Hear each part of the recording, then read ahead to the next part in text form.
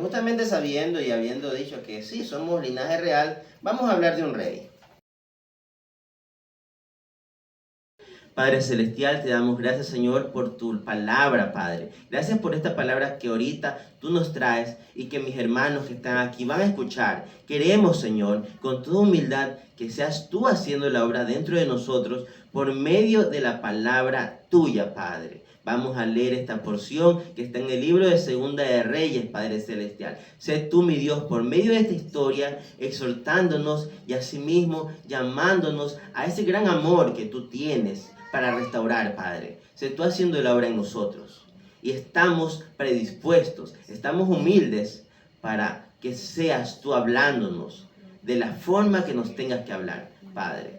Bendice, mi Dios, esta palabra. Bendice a tu pueblo, Padre. Bendícelo con palabra. Bendícelo con amor. Bendícelo con exhortación. Bendícelo, Padre. Gracias te damos en el nombre de Jesús. Amén. Y leemos la palabra de Dios. Segunda de Reyes 24, del 8 al 15. De 18 años era Joaquín cuando comenzó a reinar, y reinó en Jerusalén 3 meses. El nombre de su madre fue Nehusta, hija de Elnatán, de Jerusalén, e hizo lo malo ante los ojos de Jehová, conforme a todas las cosas que había hecho su padre. En aquel tiempo subieron contra Jerusalén los siervos de Nabucodonosor, rey de Babilonia, y la ciudad fue sitiada. Vino también Nabucodonosor, rey de Babilonia, contra la ciudad cuando sus siervos la tenían sitiada. Entonces salió Joaquín, rey de Judá, al rey de Babilonia. Él y su madre, sus siervos, sus príncipes y sus oficiales, y lo prendió el rey de Babilonia en el 8º año de su reinado. Y sacó de allí todos los tesoros de la casa de Jehová, y los tesoros de la casa real, y rompió en pedazos los utensilios de oro que había hecho Salomón, rey de Israel, en la casa de Jehová, como Jehová había dicho.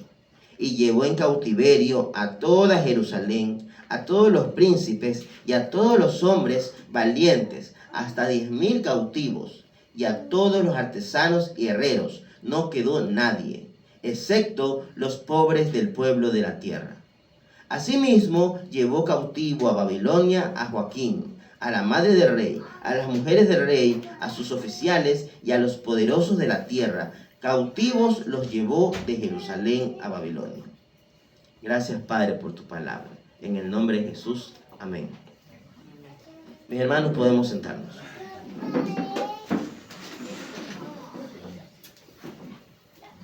Mis hermanos, esta es la historia del rey Joaquín.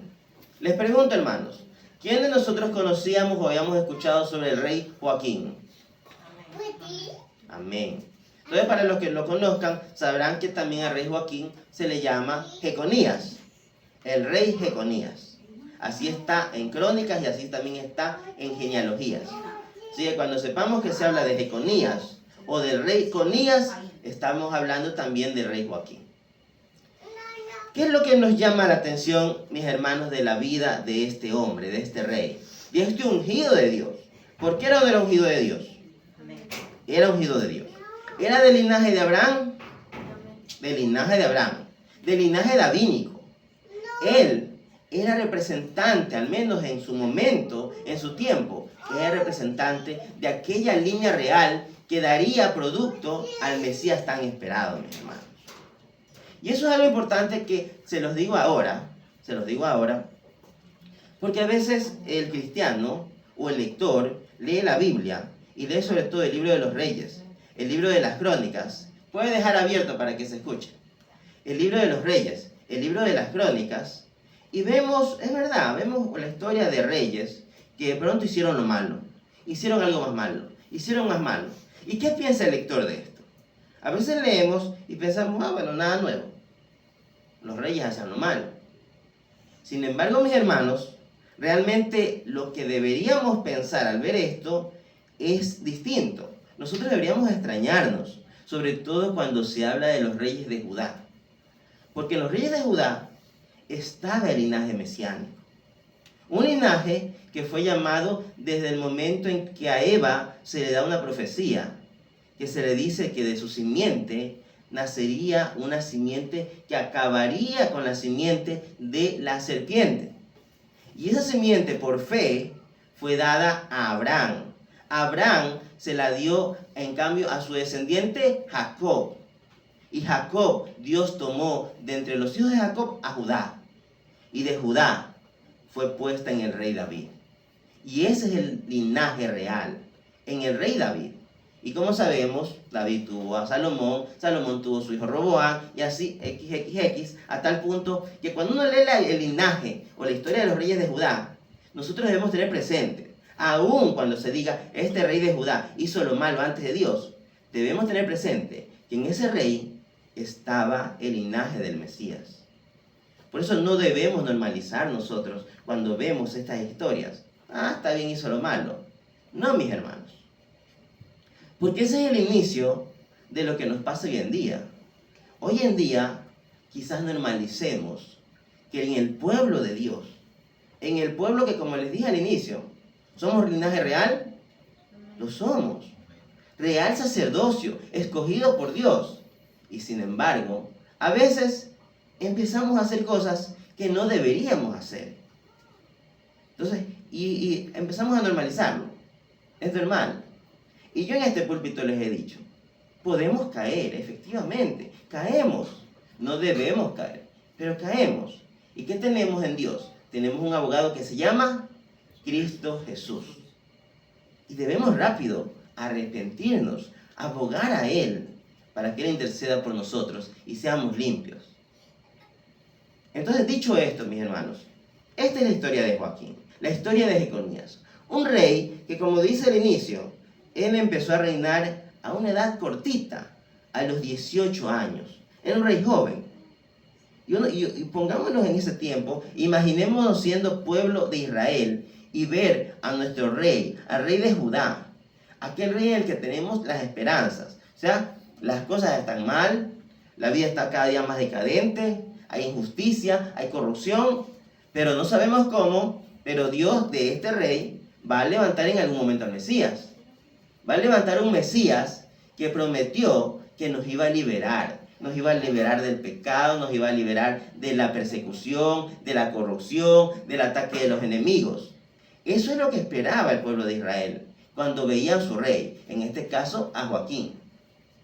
Pero como vemos, este rey Joaquín, ¿cuánto tiempo reinó? Solo 3 meses. Poquito. ¿Y qué le sucedió? Dice la palabra de Dios. Él hizo lo malo ante Jehová. Y dice que hizo las mismas cosas que hicieron sus padres. Y es cuando sabemos que el rey Joaquín, su papá, era un rey llamado Joacim. Un rey que hizo lo mismo malo que hizo su abuelo Manasés. Y llegó Manasés porque la Biblia sí explica qué hizo Manasés. Manasés lo que hizo fue que él trajo la idolatría a Judá. Y además de traer la idolatría, porque yo capaz que me hago idólatra, él la puso como por religión. Aparte de eso, él contaminó el templo de Dios. Él en el templo de Dios, en el lugar del altar, que era para Dios, él puso altares a dioses paganos. Él hizo, si ustedes dicen, bueno, pero eso es como que más religioso, capaz que el pueblo no veía eso. Manasés aparte tomó sus hijos y los pasó por fuego. O sea, sacrificaba a sus niños para tener el favor de algún dios extranjero. O sea, Manasés hizo cosas terribles, abominaciones. Lo mismo hace su hijo Joacim, lo mismo hace su nieto Joaquín. Entonces, eso es lo malo que él hizo. Además de eso, Joaquín hace algo extra, que también lo va a continuar su familia. Que con los momentos de dificultad, él empezó a hacer alianzas. Alianzas con otros pueblos, con otros reyes, especialmente con el rey de Egipto. Y mis hermanos, para todos los que han leído la Biblia, ¿qué representa Egipto? Satanás, el mundo, el pecado. Porque más bien a Dios, a nuestro Jehová, a nuestro Padre Celestial, Él con mano fuerte y de hierro, Él nos liberó de Egipto. Pero Joaquín empieza a hacer alianza con Egipto. ¿Por qué? Porque él dice, yo soy jovencito, tengo 18 años, debo mantenerme aquí en este puesto, debo cuidarme de que los otros pueblos no quieran hacerme guerra, como por ejemplo Babilonia. Me debo hacer pacto con una nación fuerte como Egipto. Esa es la gota que derrama el vaso. Y entonces, en el tiempo de Joaquín, Dios hizo un juicio. Y eso es lo que leemos en el versículo número 10. En aquel tiempo subieron contra Jerusalén los siervos de Nabucodonosor, rey de Babilonia, y la ciudad fue sitiada. Mis hermanos, esa palabrita sitiada, ¿qué se nos viene a la mente? Fue encerrada la ciudad. Nadie podía entrar ni nadie podía salir. Y el que salía, ¿qué iba a ver? Iba a ver al ejército de Babilonia, listo para destruir todo. Y ustedes pónganse a pensar, porque al menos yo que no sé de guerra, de estrategias, cuando yo veía esta escena, lo que yo me imagino es un montón de babilonios con todas sus armas afuera de la ciudad. Y yo diría, ¿por qué mejor no entran y matan a todos? Pero así es la guerra. La guerra no se trata de matar por matar. Se trata de hacer que el otro se rinda. Se trata de tomar botín. Se trata de coger esclavos.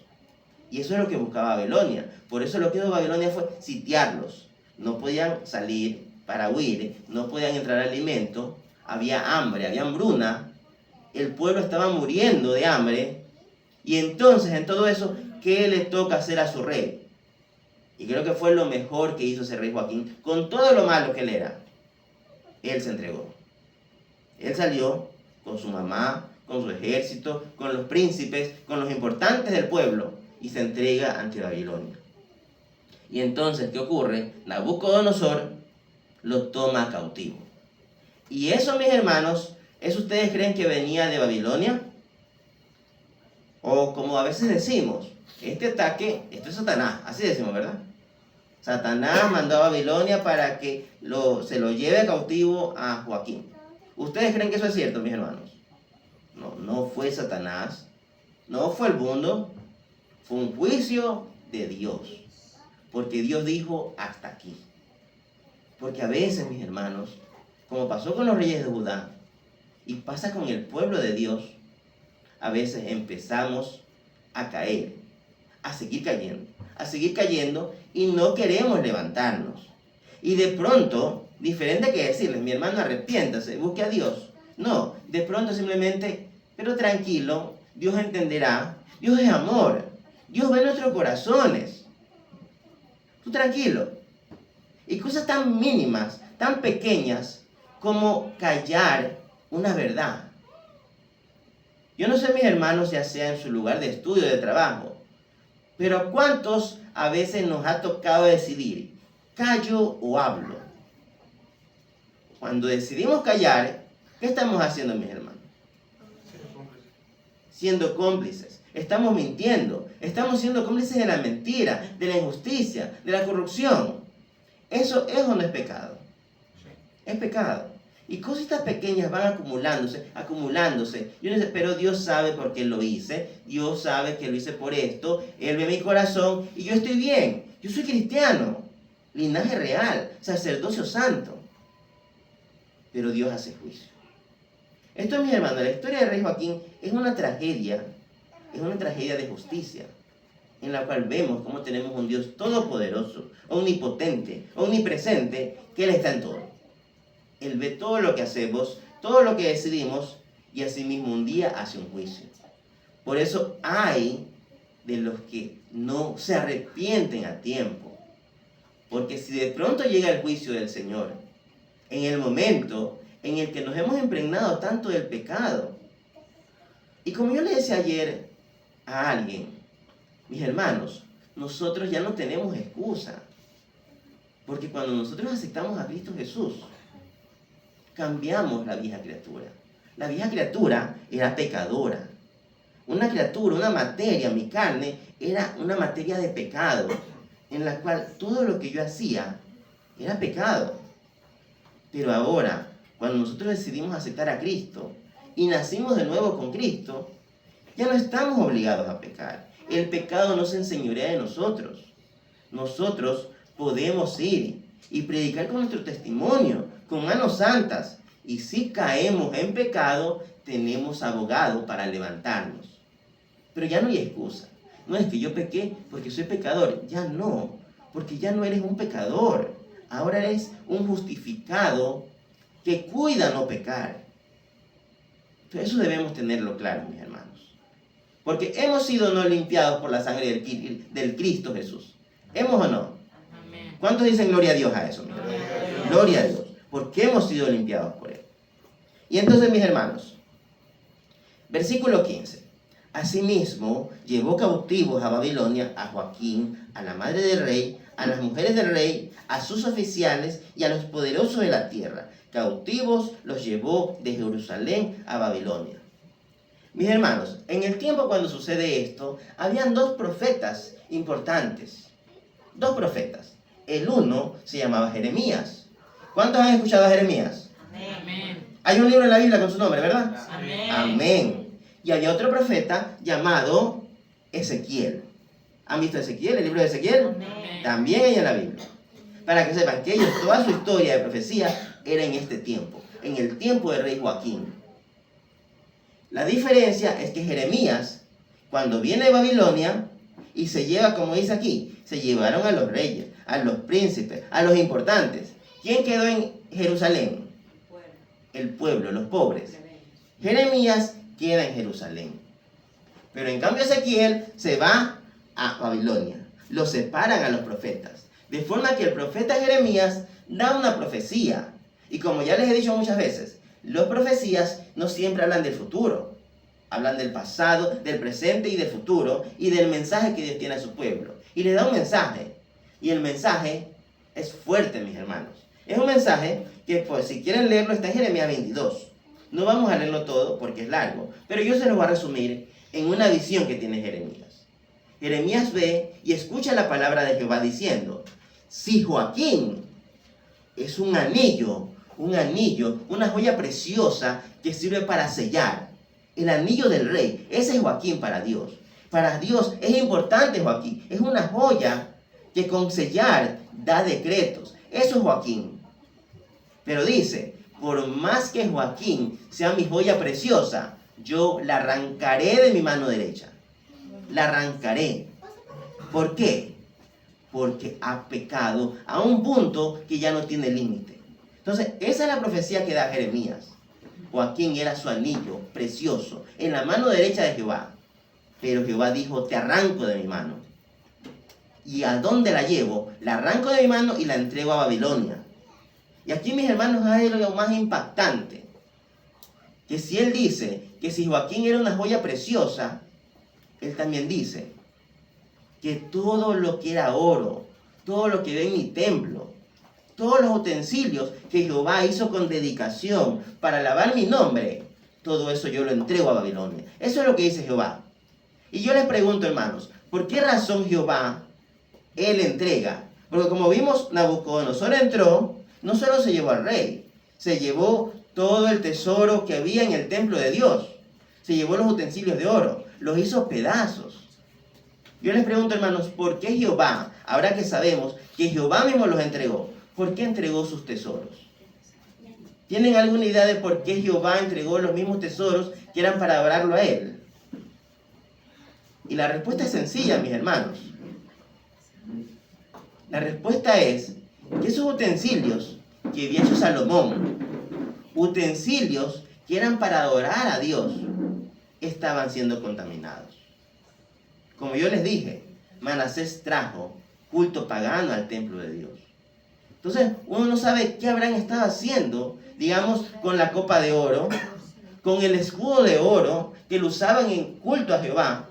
¿Qué habrán estado haciendo estos reyes paganos para que Dios dijera todo ese tesoro que se lo lleve a Babilonia? Y mis hermanos, eso se los digo explícitamente porque eso a la iglesia de Cristo hoy en día da una enseñanza grande. Los tesoros de Jehová, los tesoros que Él nos ha dado para que lo alabemos a Él, ¿de quién son? ¿A quién le pertenecen? A Jehová. Tesoros que van desde el utensilio, desde el piano, desde el micrófono, las copitas para la Santa Cena, nuestro canto, nuestras manos, mi testimonio, son joyas para alabar el nombre de Jehová. Pero si lo contaminamos, si contaminamos eso, ¿ustedes creen que Dios va a aceptar? Bueno, allá afuera está haciendo algo sucio, algo extraño, pero mientras esté aquí alabando a Dios, o si de tal a tal hora me alaban, las otras horas no sé qué hacen, ¿ustedes creen que eso le va a agradar a Dios? No le agrada a Dios. Por eso en Babilonia, ¿qué dijo? Toma todo eso, toma eso contaminado, porque a mí ya no me sirve. Y eso nos dice a nosotros, mis hermanos. Si nosotros cogemos en poco lo que es para Dios y empezamos a usarlo para el mundo, algo así de simple es como decir que una de las copitas que se use para la Santa Cena, de pronto alguien quiere tomarse algo indebido y no la presta. Y nosotros decimos, bueno, pero como yo sé que no es que la copita de vidrio tiene poder, no es nada, toma. ¿Ustedes creen que está bien? Y no porque sea un amuleto, sino porque está consagrado para Dios. Lo mismo pasa con nuestras vidas, mis hermanos. Nosotros podemos venir acá a alabar al Dios con nuestras manos, con nuestra boca, con nuestra mente. Pero si allá afuera, asimismo, estamos adorando al mundo, ya sea que siguiendo la canción de acá, o siguiendo esto que la Shakira, que Belinda, que adorando con el ojo que todo lo ve, un montón de cosas y paganerías, que después de todo no tienen importancia para nosotros, porque todo ese poder demoníaco de afuera, ¿tiene poder contra Dios? No tiene. Pero lo que sí tiene poder contra nosotros es que nosotros participemos de ello y nos contaminemos. Contaminamos el tesoro de Dios. Porque mi hermano, ahí esté sentado, usted es tesoro para Dios. Amén. No se contamine. Porque si no, ¿qué puede ocurrir? Como le ocurrió aquí al tesoro del templo de Dios. Un día Dios dice, a medias no me sirves. Llévatelo, Nabucodonosor. Y se lo llevó Nabucodonosor. Y él contento, ¿verdad? ¿Quién salió perdiendo? ¿Salió perdiendo Jehová? No. Jehová no pierde. Nosotros perdemos. Como les decía, asimismo, en ese mismo tiempo había el profeta Ezequiel. Ezequiel se fue con los deportados. Y él asimismo da otra profecía. Y la profecía que él da, que eso está en Ezequiel 24, no, Ezequiel 17, lo pueden leer cuando vayan a sus casas, es muy hermoso, impactante. Lo voy a resumir. Ezequiel ve la imagen de una águila grande, con grandes plumas, con grandes alas, que llega al cedro, un cedro imponente, un cedro grande. Y ese cedro, grande, crecido, del cogollo. ¿Saben cuál es el cogollo de un árbol? La punta, la parte que brota. Cada vez crece y crece más. De hecho, los que saben de agricultura, los que saben de jardinería, cortan justamente en partes claves del cogollo. ¿Para qué? Para que siga creciendo. Para que siga creciendo en la dirección que ellos quieren. Si lo cortan a la derecha, va a crecer hacia la derecha. Y ese es el cogollo. Entonces la visión que ve Ezequiel dice que esa águila grande va al cogollo del cedro. Un cogollo tierno, y con sus patas, con sus manos, arranca el renuevo, el tallo verde, listo para seguir creciendo, lo arranca del cogollo del cedro y lo toma y lo tira en una ciudad de comerciantes. Esa es la visión que tiene Ezequiel. ¿Qué representa esta visión? Y lo dice Dios. Y él lo dice un poco enérgico, le dice. Si no han entendido, esa águila es Nabucodonosor. Esa águila es Babilonia. Y ese cedro imponente era la casa de Judá. El linaje davínico, linaje real, escogido por Dios. Un linaje grande, imponente, pero en su cogollo tierno. ¿Quién es ese cogollo tierno?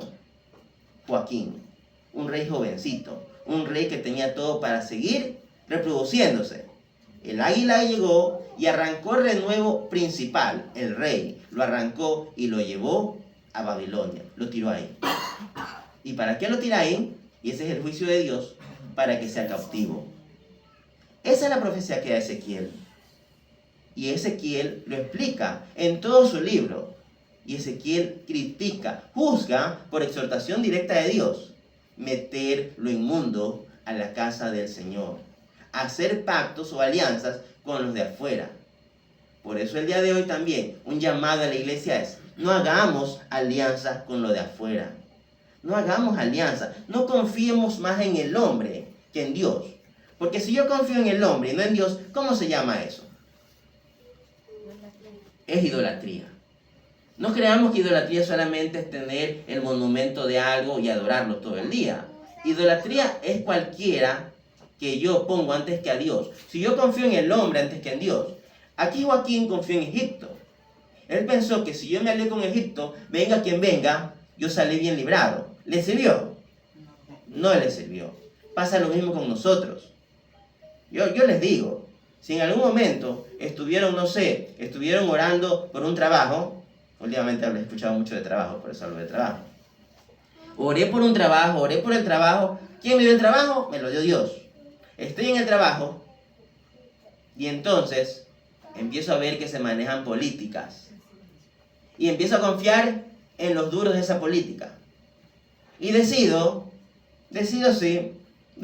agradar al hombre, decido agradar al jefe, algo así de simple, como que el jefe me diga: oye, si puedes, ven a trabajar el domingo. Y yo soy hermanito, jefe. No le digo: si puedes, ven acá. Entonces en la mente de uno dice: ay no, pero quiero asegurar mi puesto de trabajo, me voy a trabajar. No lo obligó, dijo: si puedes, y va. ¿En qué están confiando ese hombre? En el hombre mismo. Cuando el trabajo, ¿quién se lo dio? Dios. Pero una vez que tenemos la bendición de Dios, empezamos a confiar en el hombre. Eso es lo que le pasa a Joaquín, para que lo entiendan más o menos. Y en todo sentido, hasta para hacer un préstamo. Ha orado para que Dios le dé, y cuando le falta, cuando está dificultoso, ya no confío en Dios. Y me voy al banco, me voy al churquero. O sea, son confianzas en las que uno rompe el pacto con Dios. Eso es lo claro. Cuando tú haces pacto o alianza con alguien del mundo, tú estás cortando el pacto con Dios. Porque así como con el tesoro, Dios no le gustan las cosas a medias. Dios no es que vaya a decir: bueno, de lunes a sábado Él hace pacto allá y el domingo hace pacto acá. No, eso a Dios no le sirve. Y es doloroso, mis hermanos. Es triste, porque esa es la caída de un ungido, de un alguien que tenía propósito en Dios. Y entonces, mis hermanos, sabiendo la profecía que dijo Jeremías y la profecía de Ezequiel, les pregunto algo que todo cristiano debe hacerse esa pregunta. ¿Mi pecado queda impune? El pecado no queda impune. Porque incluso cuando decidimos ir a Cristo y entregar ese pecado, pedir perdón, ¿quién es castigado por ese pecado? Cristo. Cristo fue castigado por nuestro pecado. Por eso debemos ir a Él. Pero si no vamos a Él y simplemente empezamos a acumular pecado, acumulamos pecado. Y lo más triste, mis hermanos, es que el pecado trae orgullo. Y el que tiene orgullo no se humilla y no pide perdón. Y entonces Joaquín el día de hoy nos ayuda a entender que no podemos acumular pecado. No podemos vivir de que simplemente Dios no le importó. No pasó nada. Hice esto, me dijeron que no lo haga. Pero pasó algo, ¿no? Sigo recibiendo bendición. Me dijeron: hermano, mira, esto está mal. La palabra dice esto. Cambia tu vida. Y yo no le hice caso. Después voy a hacerlo. Pero veo que no pasa nada malo. Dios no me castiga. Y sigo bien. Entonces creo, no, es que es exageración del hermano. Dios no le importa. Dios está tan ocupado en otras cosas que no le importa que yo haga o no haga esto. Y ahí es donde yo te digo: alto. Porque Dios dará un juicio. Y cuando dé el juicio, ¿qué nos va a pasar? Vamos a ser cautivos ¿de quién? De Babilonia. ¿Y qué es Babilonia? Babilonia es el mundo. Después estaremos allá, metidos en el mundo. Y estaremos posiblemente mal, caídos, en el suelo. Y esa es la historia de Joaquín. ¿Y ustedes creen que termine la historia? No termine la historia. Y ahí es donde viene una vez más la bendición de Dios.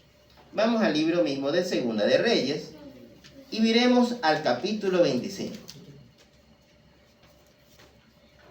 Segunda de Reyes, capítulo 25, versículos del 27 al 30 vamos a leer, mis hermanos. Y yo quiero que lo leamos todos. Yo obviamente voy a estar con el micrófono, pero todos leámoslos al unísono.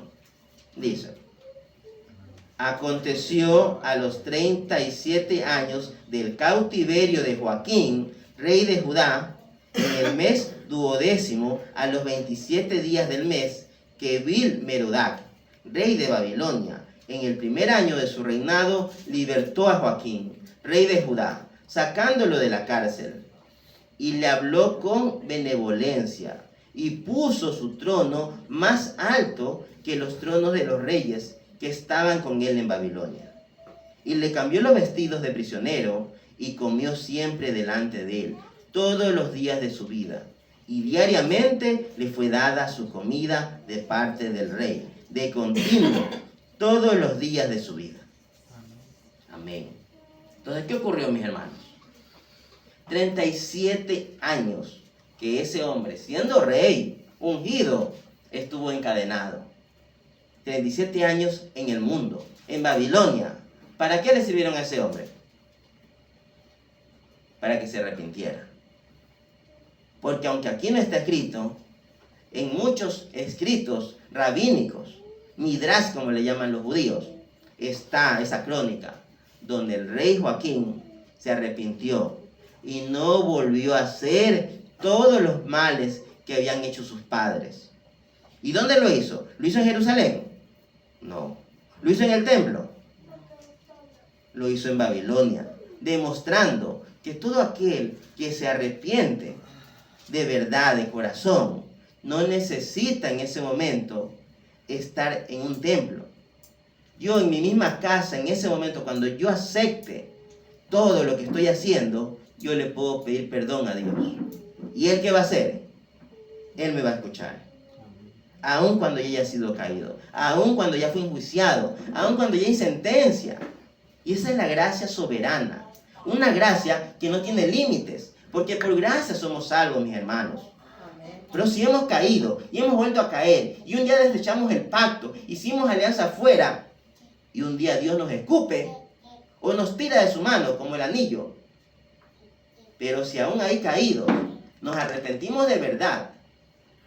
Y mis hermanos, es necesario. Y es cuando vemos que el castigo de Jehová, el juicio de Jehová, tiene un amor indescriptible. Porque Él dice un día, hasta aquí nomás, voy a tomarlo, voy a castigarlo, porque quiero corregirlo, porque lo amo, porque no quiero que se pierda.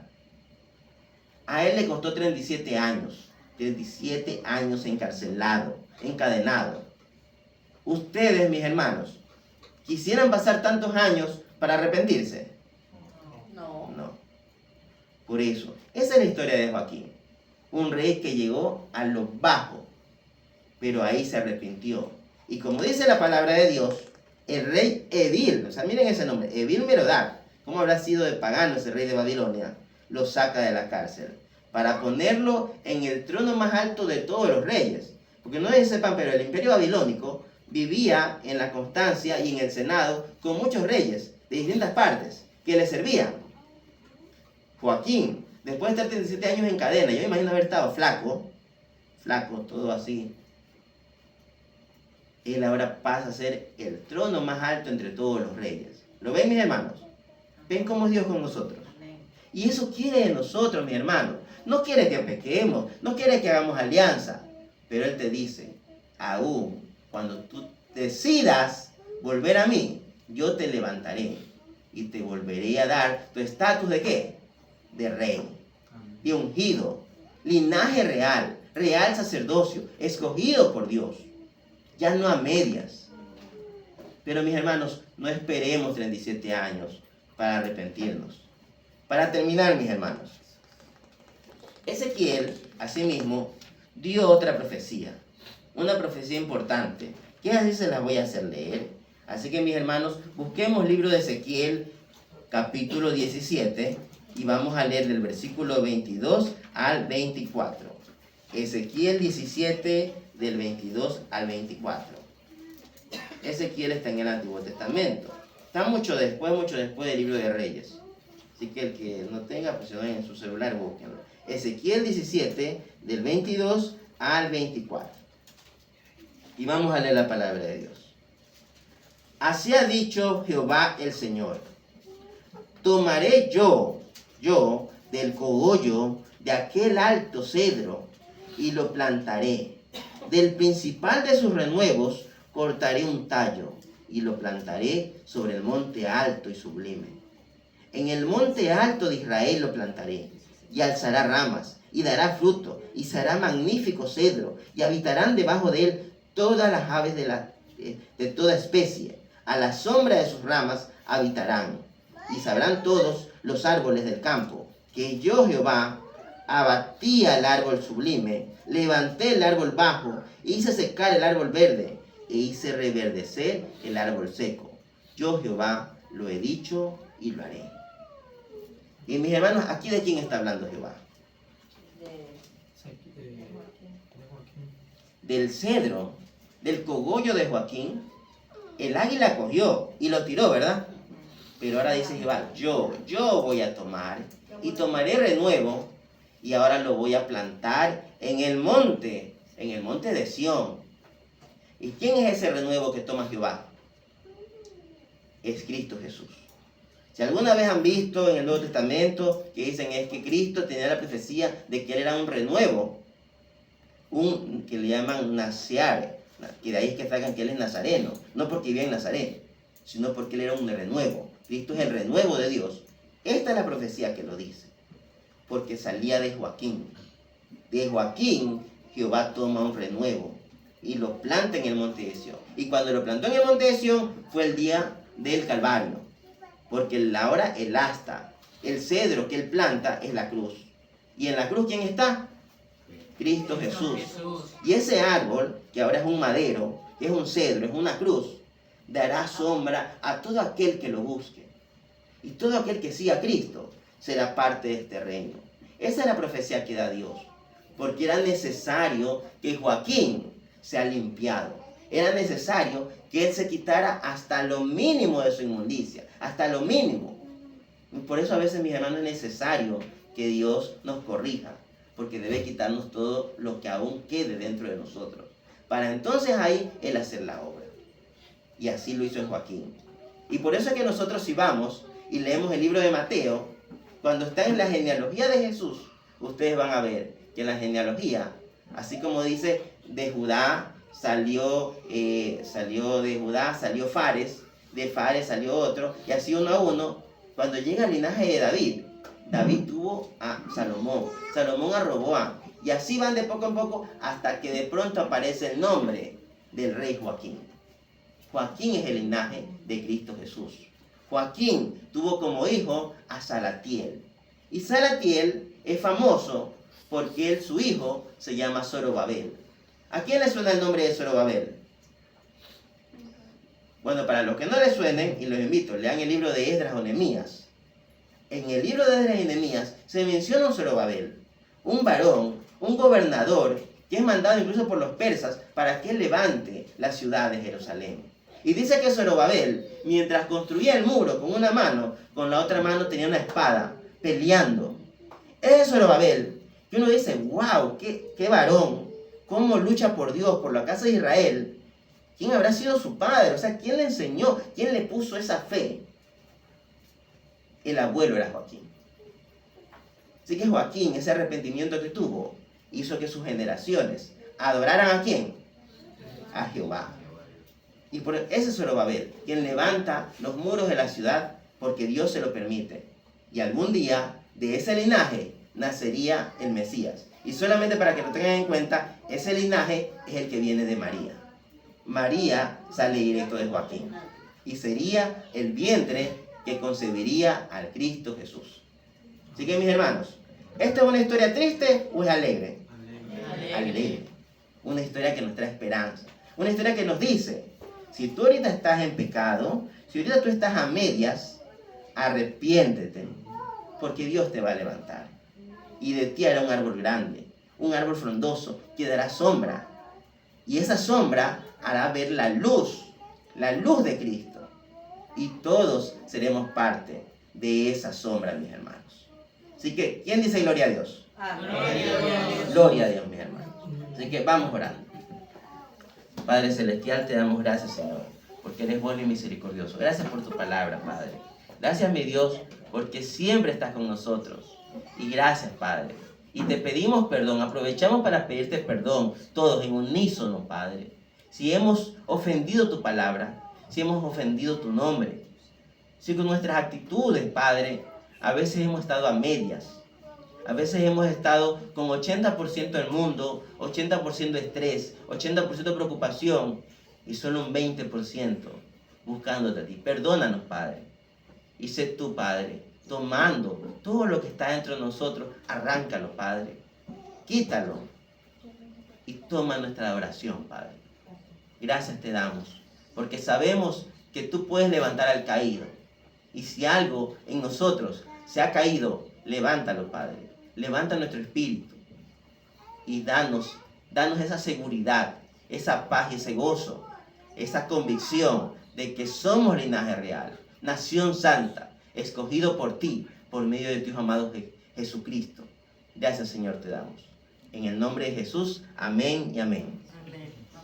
Gloria a Dios, mis hermanos. Bueno, seguimos con el culto. No sé si la pastora va a venir. Mira si va a venir, sino para seguir acá. Sí, ya viene la pastora. Gloria a Dios.